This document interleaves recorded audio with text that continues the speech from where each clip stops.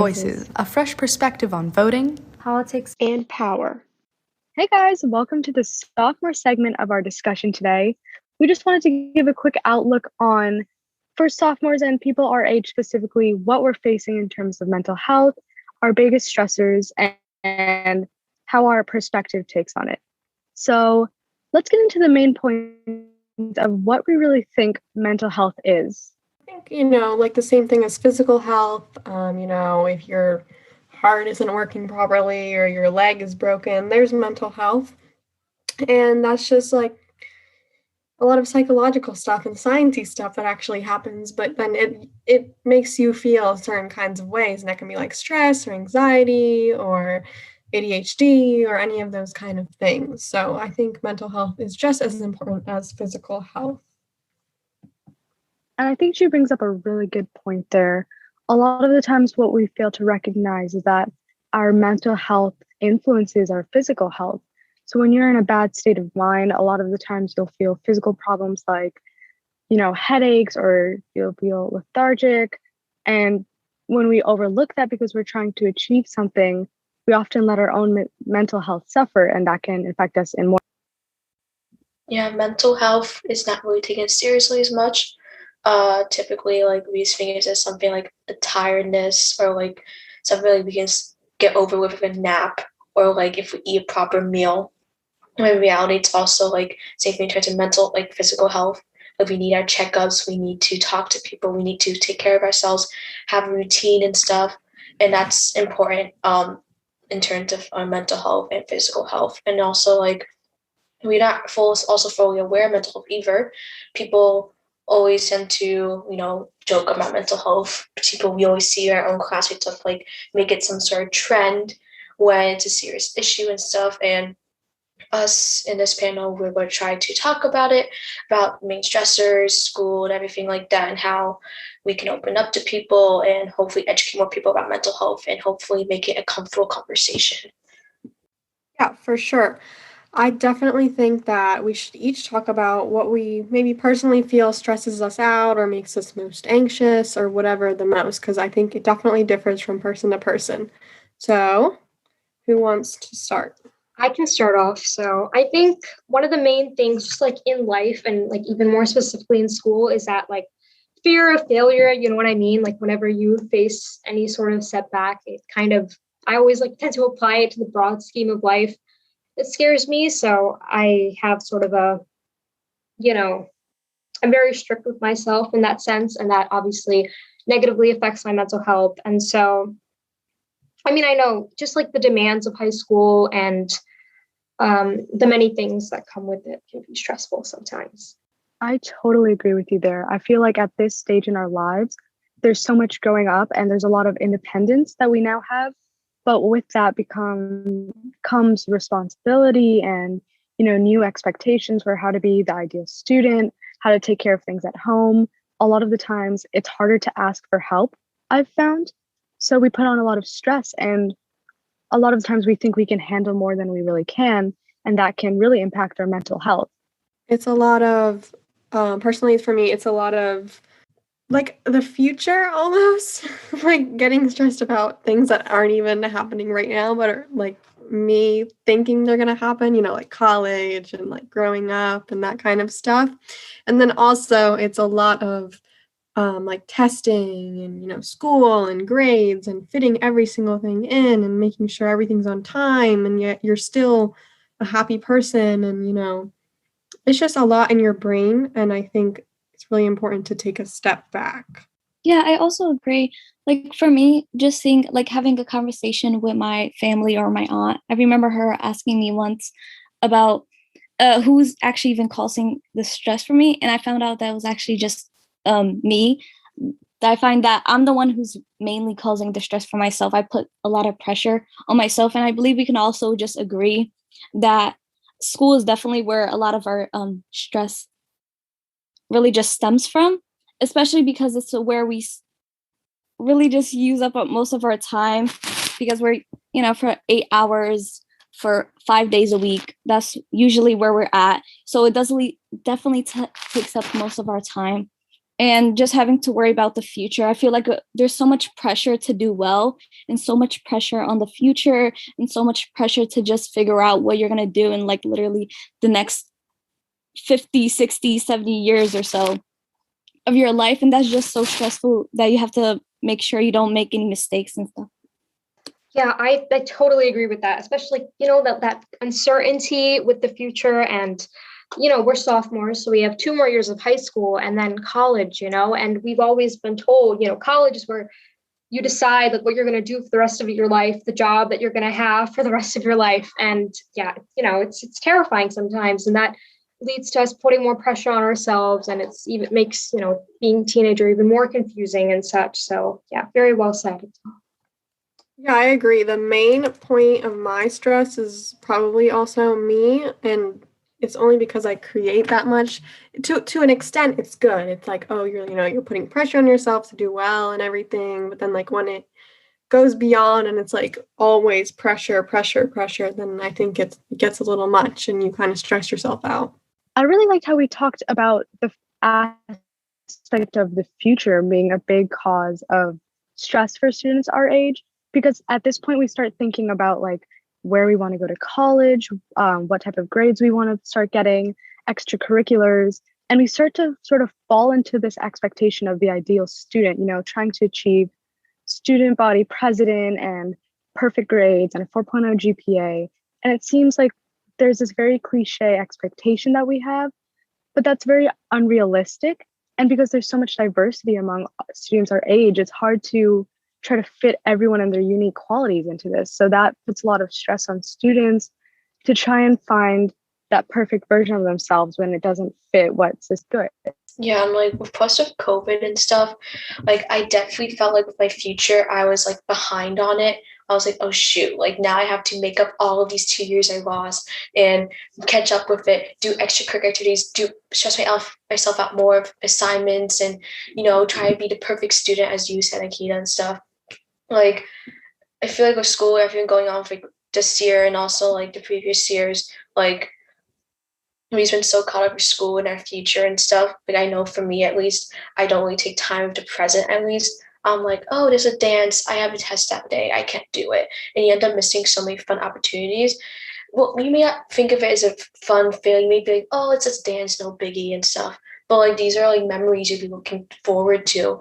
And like you constantly worry about the future and having to like put that aside to focus on some sort of dumb chemistry test.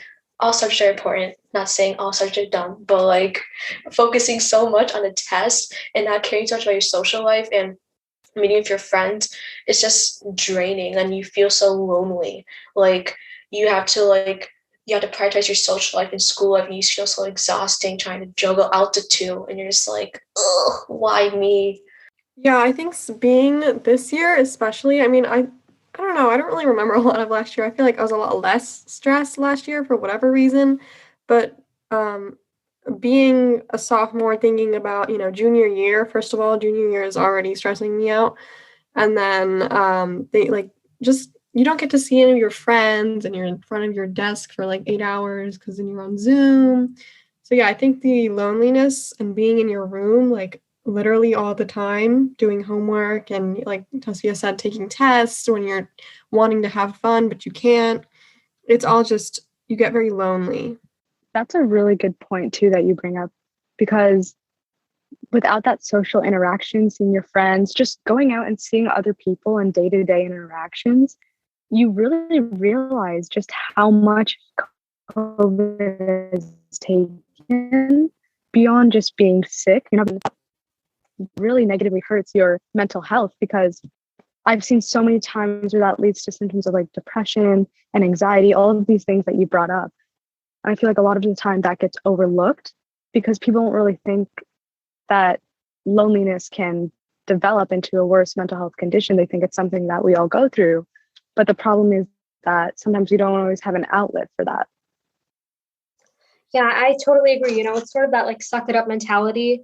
And it's odd because we're always told like, after high school, you have college, and then after college, you have job and like the real world. But I feel like we're not very present in the now, and we sort of disregard our needs for like fun and companionship and such, because we just pressure ourselves to get perfect grades and, be a perfect person on paper, I suppose. And just balancing all the aspects of high school that you think you need to get into the other stage of life, college, I suppose, can just be very, very stressful. And then obviously they can develop into issues like anxiety and depression and such. And yeah, I just think Tasfia said about like missing a lot of things in the now that we disregard as not important. Those things, like, they kind of add up, and we are very lonely, especially with this pandemic and such. And this year was not terrible. It was kind of bad, but I think we all got through it. The thing is, like, right now, 10th grade, we're almost done. And it's like we have 2 more years of high school and they're only going to get harder. Like, that kind of scares me. Yeah, I agree with that a lot.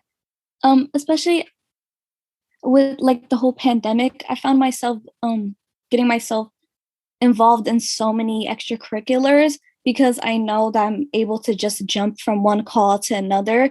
And I've just found myself being so stressed out so right after school, I would have so many meetings after that, and then homework, and then studying and stuff like that, just because we're all virtual. So I found myself getting involved in so many things and just putting so much added stress to that, because I know last year was really hard for me. And I felt like I have to make up for that year. I feel like I have to make up my grades, or I have to make up something to look better on a college application. And so I have to do so many things, I guess, to like prove myself. I feel like I have to do so many things to like I said, to like really just have to prove myself, whatever that may be. And I feel like I just keep on lacking in so many things because I'm just involved in this and this, that I can't really focus on what I really want or what I really enjoy, because I feel like I censor everything on school and what would allow me or just really get me into a college.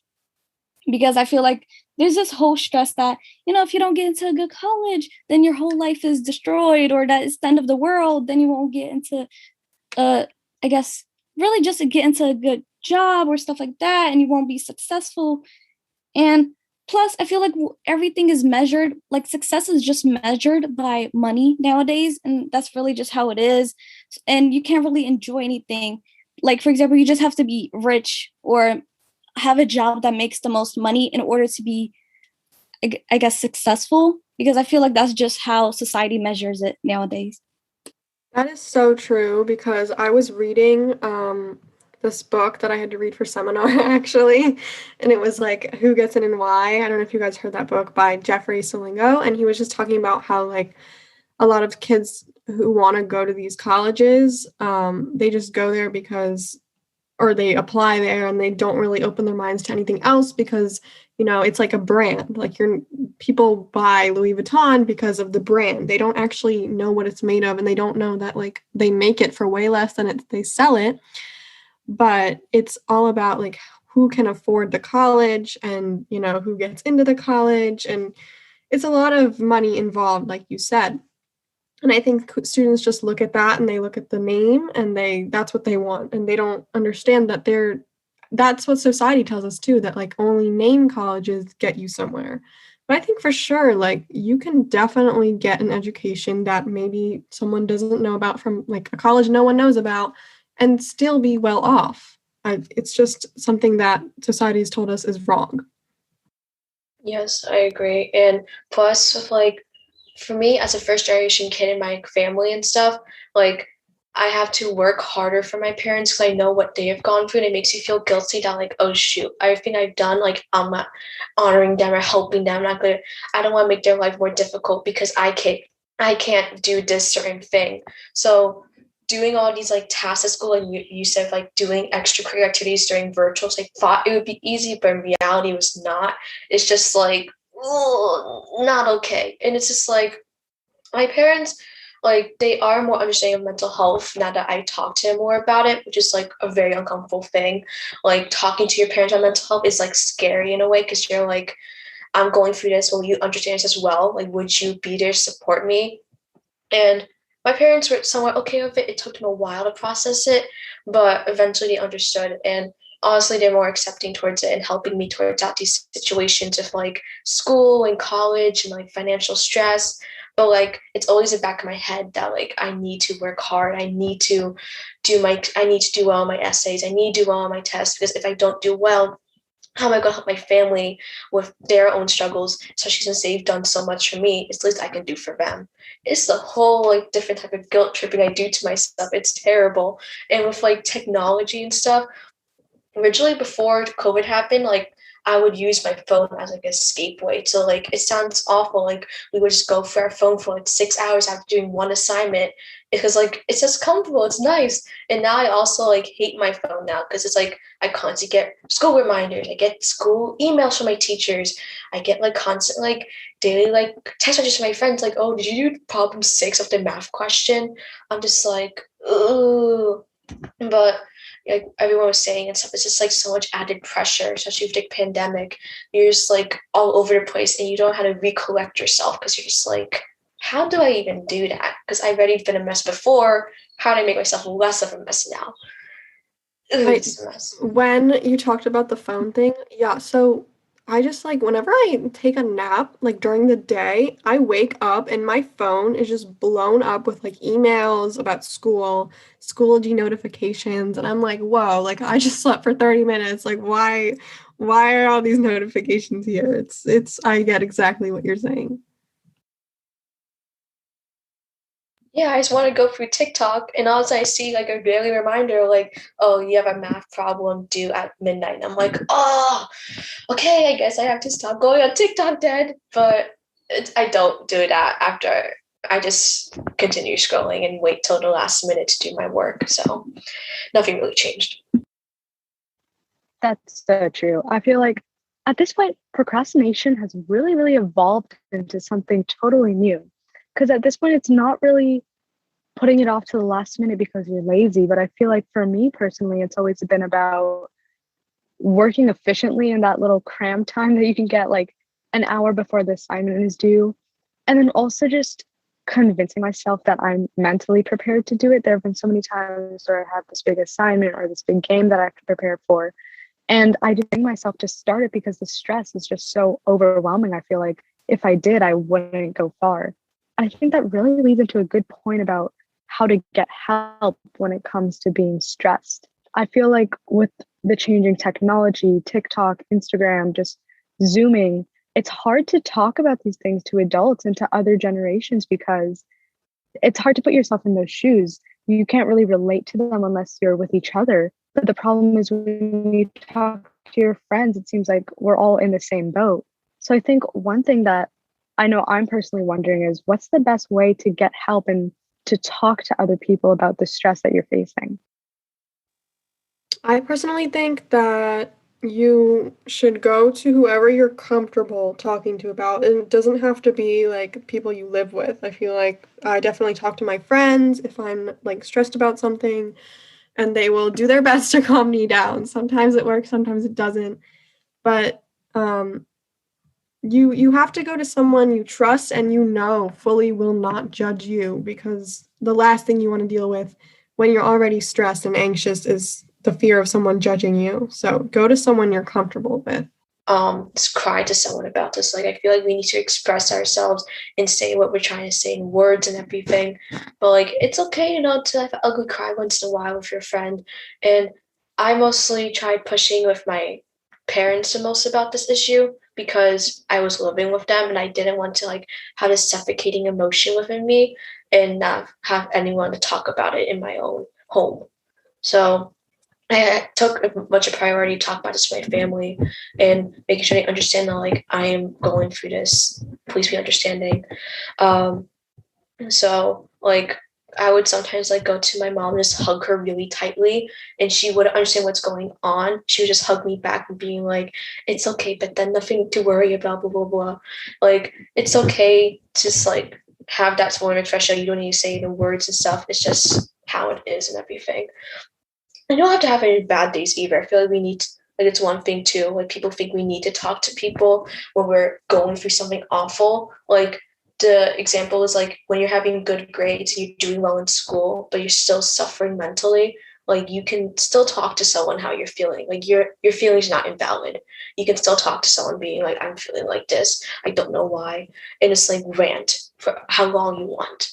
Like regardless of where you're in right now, you don't have to make yourself feel invalidated. Regardless of what you're going through, you're allowed to express how you feel and just talk to your heart's content.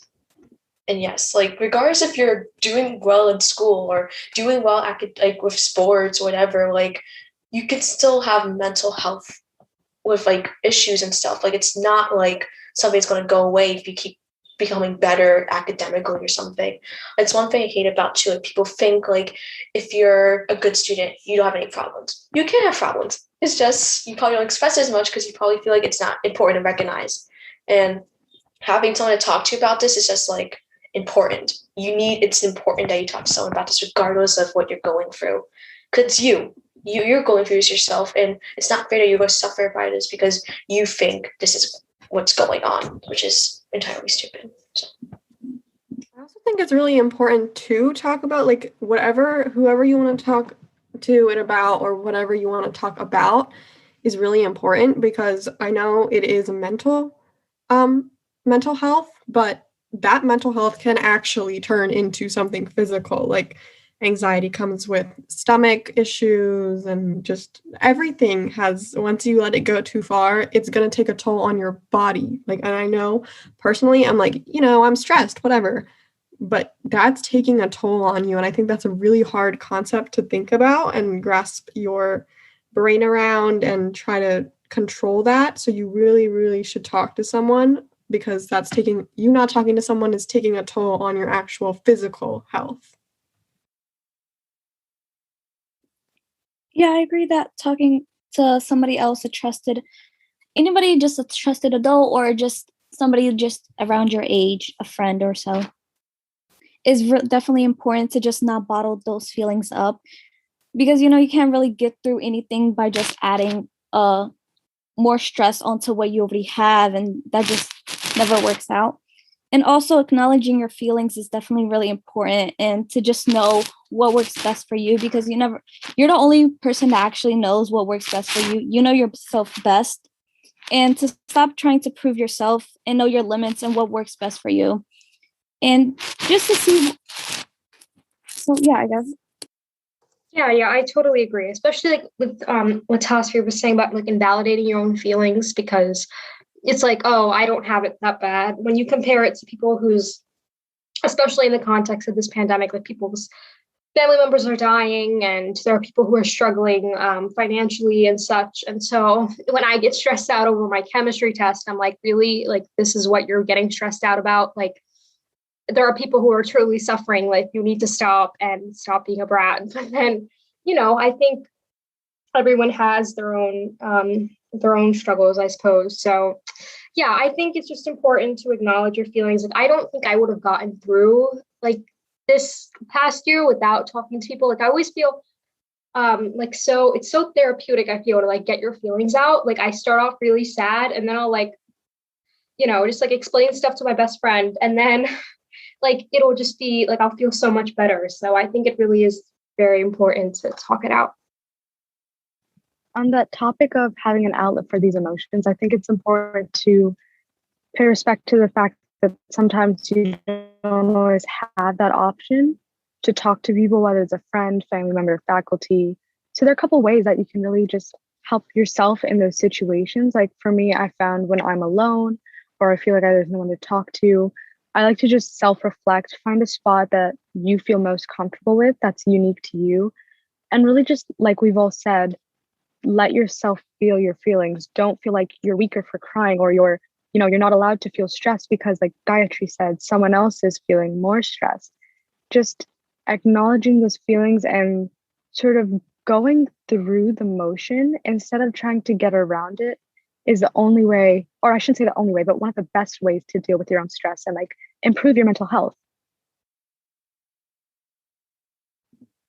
Yeah. So what do we think? We all deal with this. What do we think what can our schools or communities do to improve the situation that we're all facing? Just bouncing off this, I think one of the biggest things that I've heard many sophomores and many students just in general ask is for direct communication and just like feedback between the students and faculty. I'm pretty sure every school has some sort of communication between their students and their teachers. But what I find most often happening is that the students give the feedback, the parents give the feedback, and nothing really gets done, or they're very small amounts of change. I would really like to see if if schools would act a little bit more and have some more sort of accountability and like responsiveness to those like claims and to those demands that the students have, just to acknowledge what they're going through and to really respect that they have problems. Yeah, and going what Anika said, like just being respectful and stuff. Like I know, like I've talked to my teacher sometimes. Sometimes they've been understanding when I'm like, hey, give me like an extra day to do this assignment. I haven't been myself lately, and I just need that extra day to recollect myself, and I could do this assignment to my full capacity. Some teachers are really nice, and some could be awful human beings occasionally. They're just like, oh, I done this too with high school. It's not a big deal. Like I think one thing our school could do is not gaslight students as much when they're going through something.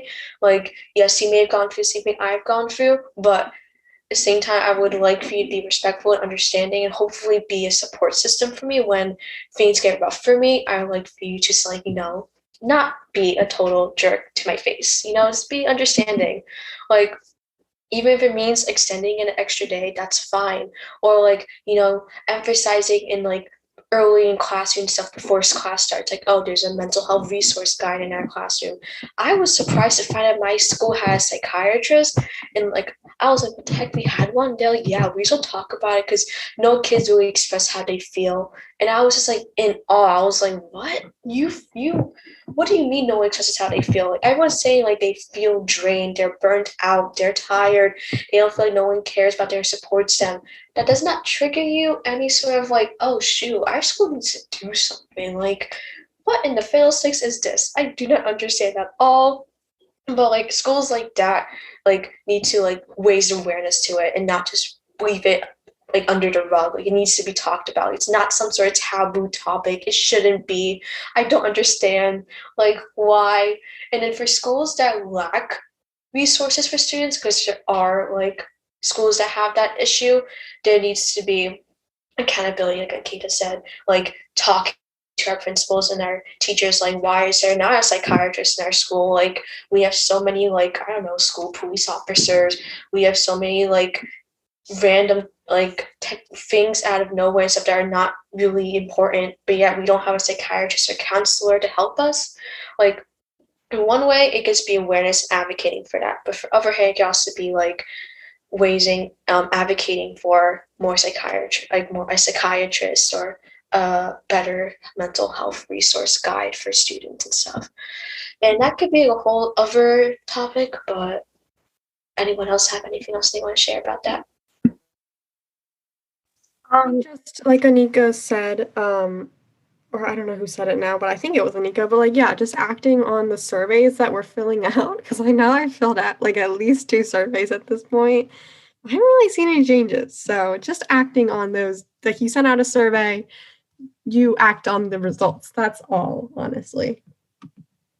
I know, and like especially I think a lot of school districts are experiencing this, like the counseling department's inadequacy. Like my counselor, I don't know, like I don't want to like call out my counselor specifically. Like he's a nice guy. Like he responds to my emails, but there's no like direct place where people can talk to at our school. Like there's one like intervention specialist, but I think like I don't know, there's one person at my school that people are comfortable speaking with, like one teacher, one like adult that people trust. And I just think that like there needs to be more focus on getting people who kids can talk to, because I know there are a lot of people who are struggling with mental health, and the workload that teachers give certainly isn't helping, and the lack of like just like conferencing capabilities that counselors have is not great for that. So I think schools really do need to work on that. And this random thing, I recently did like a Euro final project on like Finland's school system, and like their students' mental health is like the peak compared to students like around the world.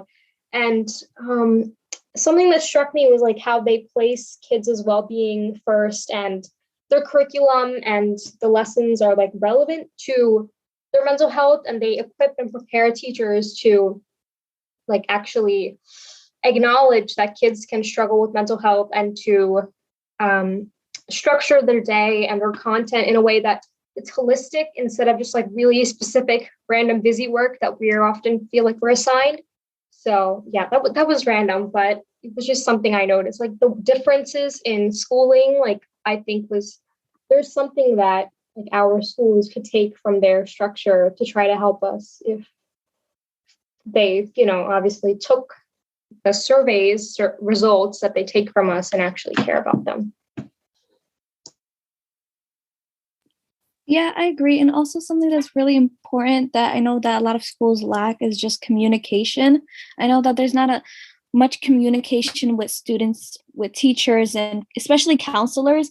Like for me personally, I'm scared to actually go to my counselor because I just think, oh, I'm probably going to be bothering them, or I just don't really know how to approach them, or just for my teachers, I wouldn't know how to ask for help because I feel like, oh, they're not really going to care. Or for example, I have a lot of teachers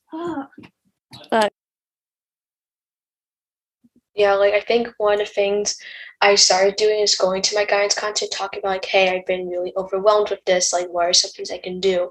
And I kind of stopped caring at the point that like she probably doesn't care about me because it isn't her job requirement to prioritize me as much. And it sounds selfish, but it is what it is. Like I am a student at her school, and we should both have a consistent communication with talking to each other and stuff. And what I know who said this and stuff like that, but communication, like emails don't exactly are a good example of communication. I feel like people think, oh, the email about mental health is going to solve all of our worries. When like I don't look at our emails. I don't know what you're talking about. I only check them every 3 months, so I don't think an email would help.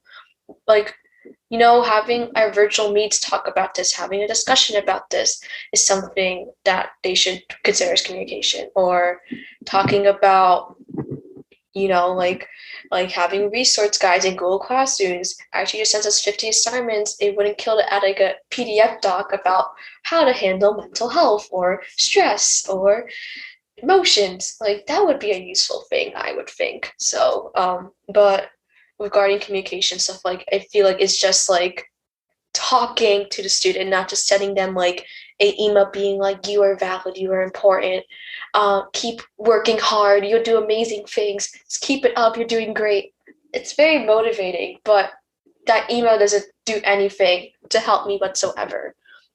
So going off of communication, I feel like that's really important to emphasize. Like emails and random like 3 month checkups and stuff is not going to do anything. It's consistent communication through students and parents, and having those weird, annoying conversations is what is needed in our school, not those awful, dumb emails. Please, I hate those so much. And actually, those are the emails that I wake up to when I wake up from my nap. So maybe that's not the best thing. Does anyone else have anything to say about how we can fix it, or should we move into our personal things that we do to help ourselves? Okay, well, Yeah, I think we can move into that then. All right, so who wants to start out with some personal things that you do that help you personally fix your mental health? I can start.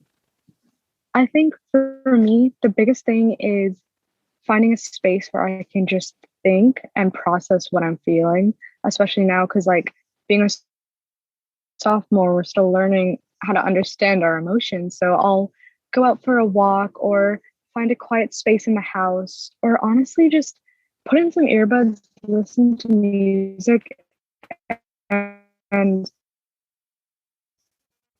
where I know feel everything that's stressed by it. And I don't immediately look for a solution. I kind of just let myself have that initial stage of panic, or whatever I'm feeling. And then once all of that has been let out, I can think clearly and just let my sober mind find the best way to deal with the stress.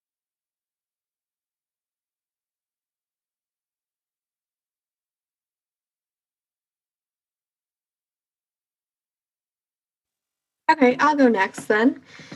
Yeah, I really don't like to sit there and think about how I'm feeling, because honestly that just makes it a cycle for me of like, wow, I'm really stressed, and then I need to just get away from everything that's bothering me. It's like my computer, my room even, honestly. And I working out honestly does help. I hate working out, but it does help because of, all the serotonin and whatever not that rushes through you afterwards. But yeah, just focusing on something besides school, and that something else might be the fact that you can't breathe because you just ran a mile. Sure, that gets your mind off of it. And it also helps you stay fit. But if I don't want to work out, then I definitely will listen to music. I listen to music like all the time anyways, but I might just listen to different music. If I'm not studying, maybe I'll listen to pop music instead of classical. I'll try to, dance around to it and let out my emotions through dancing. I don't like to sit there and think about emotions. I just like to let it out. And then I love taking showers. So hot showers always fix everything for me. And skincare is very therapeutic and makes me feel better. So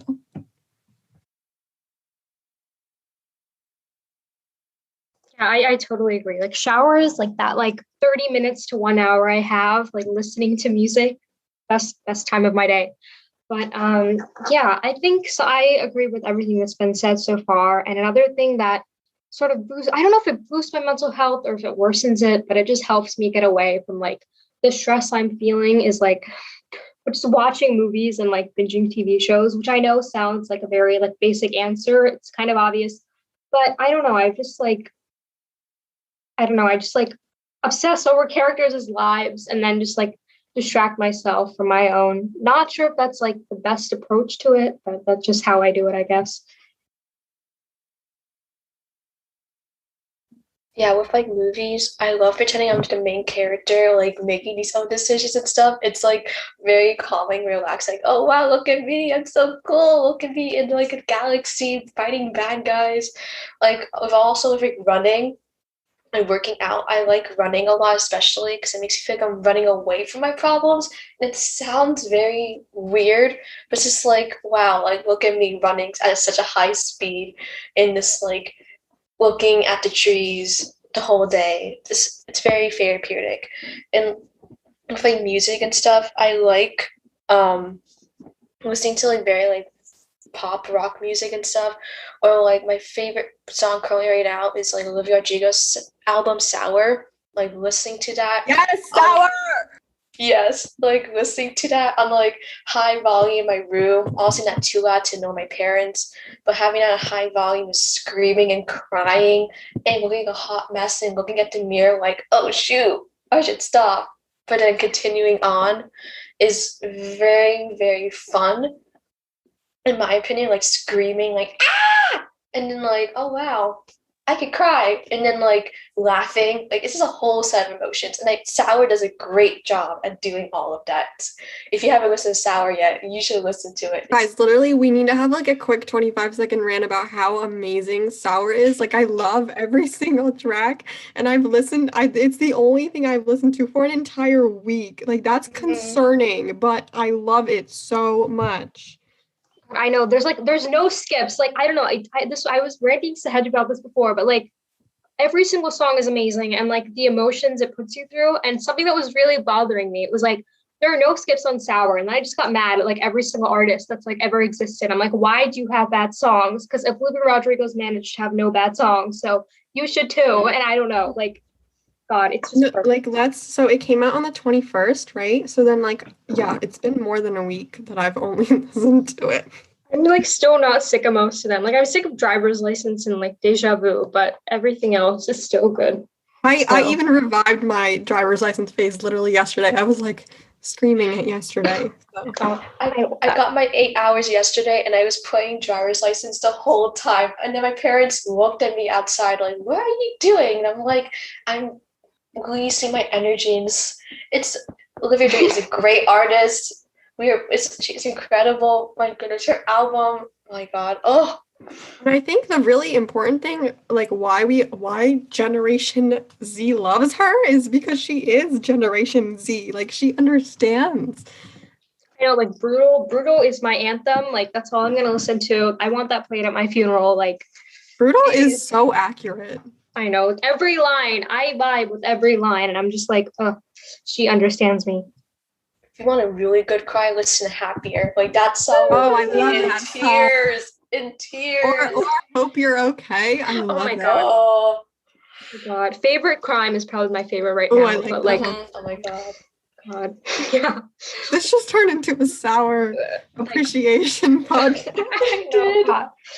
Well, yeah, obviously. Very good music helps. And Tasfia, you were saying like pretending you're like, I don't know exactly what you were saying, but like I sometimes pretend I'm like in a Marvel movie or something and I'm running and I'm just like, it's probably maladaptive daydreaming, but we're just gonna ignore that because it helps which is also a mental health illness, but we're just gonna ignore that for a hot second.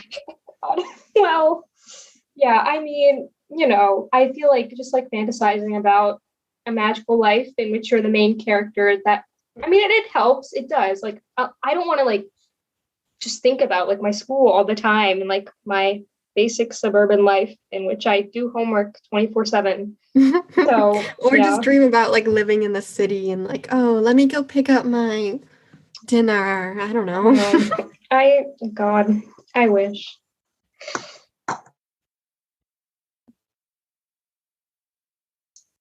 I feel like that's a great way to lead into like some advice that we have. Like, what's some advice that you guys would have for other sophomores, soon to be sophomores, or just people who are going to be our age soon? I would say personally, I think organization keeps me a little less stressed because not everything that I need to do is in my head, because yes, obviously taking breaks is important. Everything's important, but also being on top of your work is very important, especially in high school. So get yourself any kind of planner that works. I have one on my computer. I have sticky notes all over my room. You know, I just try to make sure that whatever's in your head is put down somewhere else, so you're not holding everything like in your brain. And I've seen also in like some videos where like when people are doing like work and something like pops into their head, they have a notebook on the side that they like write that thought in so that they don't have to like keep it in their mind and keep them distracted and stressed out while they're trying to get something done. And then also to form a good friend group, because as much as you want to be independent and everything, you need to lean on someone sometimes. And then listen to Sour. I definitely agree with that. One thing that my mom helped was that when you're about to go to sleep or you're winding down for the day, I feel like that's a really big part of the day where you think of everything that's stressing you out, everything that needs to get done that continued over from last night's homework or big events coming the next day or week. One thing that helps me is to write it all down in a sticky note and then just like put that on your desk. So that way you can sleep easy that night knowing that everything you were thinking about is written down and you can just relax. Because I think that getting proper sleep, that's another point. Getting a full 7 to 9 hours of sleep is so crucial for your mental health. It works wonders and it's really underrated. Like until I started sleeping properly, I never realized how much I missed out on. Yeah, some advice that I would say is to also just see the positives of things instead of just seeing the negatives, because I feel like just as teenagers or just as humans really, we just tend to put ourselves down and always focus on what we do bad or what we lack. And just so I feel like something that's just really important is just seeing, like, I guess the glass as full instead of as half empty. And just and yeah, definitely just focusing on what works best for you. And like I know organization was also brought up, and I feel like that's really important. Just keep your mind focused on and your priorities all up to date and everything like that. And also something that's really important is to just surround yourself with good people, to just surround yourself with actually having some interaction with others. So that may be like your family. For me, that's what mainly my family, to just hang out with them, have some family time, or just like texting your friends, especially during this virtual world and stuff like that. So definitely keeping in contact with everybody and stuff. And just doing things that make you happy. I feel like because of school and everything, we tend to just focus on what looks good on a college application. And I feel like that's where we mess up with so many things. And that's where we stress out, because we try to get involved in so many things. And we try to like not even think about like what actually we like or what we actually enjoy. So definitely just do things that make you feel happy and just focus on yourself. And definitely self-care is really important and mindful. So just taking a break and just understanding yourself, and sleep is definitely really, really important. And so is talking to someone or just journaling. I know journaling is really important. And if you don't want to, like, if you don't feel like talking, because for me, I don't feel like talking to people. I don't really know how to talk to people, because I feel like, oh, I'm probably just going to be a burden on them. So definitely just journaling, and it just helps you to understand what you're feeling. So definitely just acknowledge your feelings and not let grades define you or school define you, and just really go at your own pace and know what like I guess what fits best for you and how you learn, because we all learn differently. And yeah, and just to move on and learn from yourself. Yeah, all of those were great. I should try those myself as well. But one important thing is listening to Sour. Definitely, that would be helping so many of your problems, like 99.99% of them. Um, Also, like I think important like phrase is quality over quantity. Like I feel like with friends and stuff like that, don't worry too much about how many friends you have. Worry about how much like if they're worthy and trustworthy you are. Like one or two is not that bad, honestly. Like they will probably, as like Olivia Rodrigo said in her song, she has two real friends, and those helped her throughout her whole breakup and stuff. So it's okay to have two friends. It's quality over quantity. Studying or prioritizing tests over social life. Try to balance that out. Try to not focus so much on like how many extracurricular activities you have. Focus on how involved you are in those extracurricular activities, even if it's only one or two of them. Like we're like a balance between the two. It's really important. And I know for some people, but when I'm sad and like jittery or nervous, I have this extra boost of motivation at like 3 a.m. in the morning. Take the time to, start realistically thinking about how to balance your life then. It may think weird, but like it would be a great help for you at that moment. And we get those sometimes during the weeks and stuff. So use it to your advantage. I think a great person that could help you guys out with that is this girl named Rebecca J on YouTube. She shows realistic morning routines, realistic studying tips, realistic life tricks and stuff that I've been using on my own as well. And it's been helpful throughout this whole lazy, chaotic school year as school is slowly coming to an end. So really just learn how to balance yourself out. When you have that boost of motivation at 3 a.m. or even 4 a.m., take that time to just reevaluate your life and watch some of Rebecca J's videos and maybe jam out to Olivia Rodrigo during that time. It'd be very helpful. And if you're like me who likes looking at movies and stuff like that, as someone said about journaling and stuff, like maybe being one of those main character type of girls that like record their life, like Teddy Duncan and Girl Like Charlie. Like be like her and record her life. Like that is something you could do with the advanced technologies. Use it to your advantage. So those are just a few tips I have, or like pretty much just crying in general too is okay. Just not too often where it like makes your pillow all wet and soggy. That's not really helpful at all. But yeah. Yeah, well, everything that has been said today was amazing, and we hope you guys learned something, and don't hesitate to express yourself in ways that make you feel better. So that's one big thing you should take away from this, if not anything else, and find things that make you feel better. This is Goodbye from the Sophomores.